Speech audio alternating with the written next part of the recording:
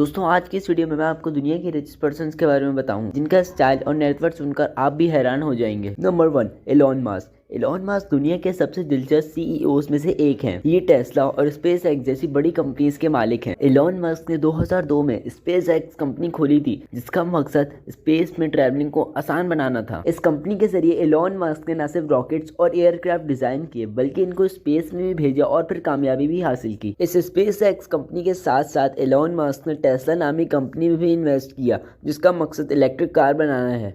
Tesla company आज दुनिया की नंबर 1 कार मैन्युफैक्चरिंग कंपनी कहलाई जाती है क्योंकि बगैर फ्यूल के चलने वाली ये इलेक्ट्रिक कार लोगों के फ्यूल का खर्चा बचाती है। ये स्पेस एक्स और टेस्ला के साथ साथ the Boring Company, Starlink company और ओपन एआई कंपनी के मालिक हैं और आज की तारीख में एलोन मास्क की नेटवर्थ $145.7 बिलियन है। Number 2, Bernard Arnault. ये फ्रांस के सबसे अमीर तरीन इंसान है जो कि वर्ल्ड के रिचेस्ट मैन में सेकंड पोजीशन पर आते हैं। ये LVMH कंपनी के चेयरमैन हैं। इनकी कहानी कुछ ये है कि पहले फ्रांस में रहते थे और वहीं पर रह के इन्होंने काफ़ी नाम कमाया, लेकिन किसी मजबूरी की वजह से इनको यूएस आना पड़ा। यूएस आकर इन्होंने महसूस किया कि आगे का दौर फैशन सेंस का दौर है, तो फिर इन्होंने अपने आइडिया पर काम करना स्टार्ट किया और इसी आइडिया को लेकर आगे बढ़ते हुए ये आज दुनिया के नंबर 1 फैशन कंपनी के मालिक हैं जिसका नाम लुइस विटॉन है, जो बहुत ही आला किस्म के लग्जरी क्लॉथ बनाने के नाम से मशहूर है। ये वही कंपनी है जिसकी ब्रांड एम्बेसडर बनकर Deepika Padukone FIFA world cup की फाइनल ओपनिंग सेरेमनी में आई थी। बर्नार्ड अर्नोल्ट की नेटवर्थ $187 बिलियन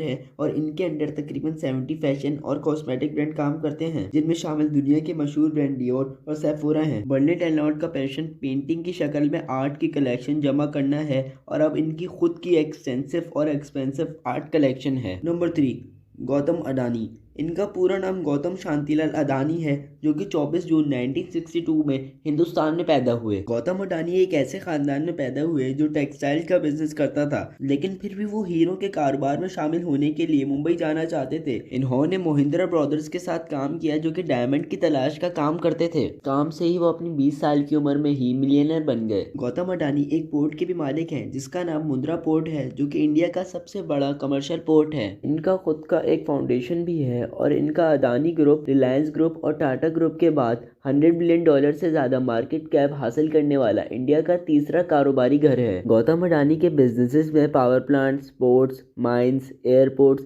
डेटा सेंटर और डिफेंस सेक्टर शामिल हैं। इन तमाम बिजनेसेस के फैलाव और कमाई की वजह से गौतम अडानी ने मुकेश अंबानी को भी पीछे छोड़ दिया है। गौतम अडानी की नेट वर्थ $127.7 बिलियन है। Number 4, Jeff Bezos. ये दुनिया के रिचेस्ट मैन में नंबर 4 की पोजीशन पर आते हैं। इनकी नेटवर्थ $107.5 बिलियन है। इनकी इतनी ज्यादा पर्सनल नेटवर्थ 145 कंट्रीज की कमाई जितनी है और ये सब ऐसे मुमकिन हुआ कि जब जेफ ने टाइम के साथ साथ गुड प्रोडक्ट्स को बिल्ड किया जो बेहतरीन थे।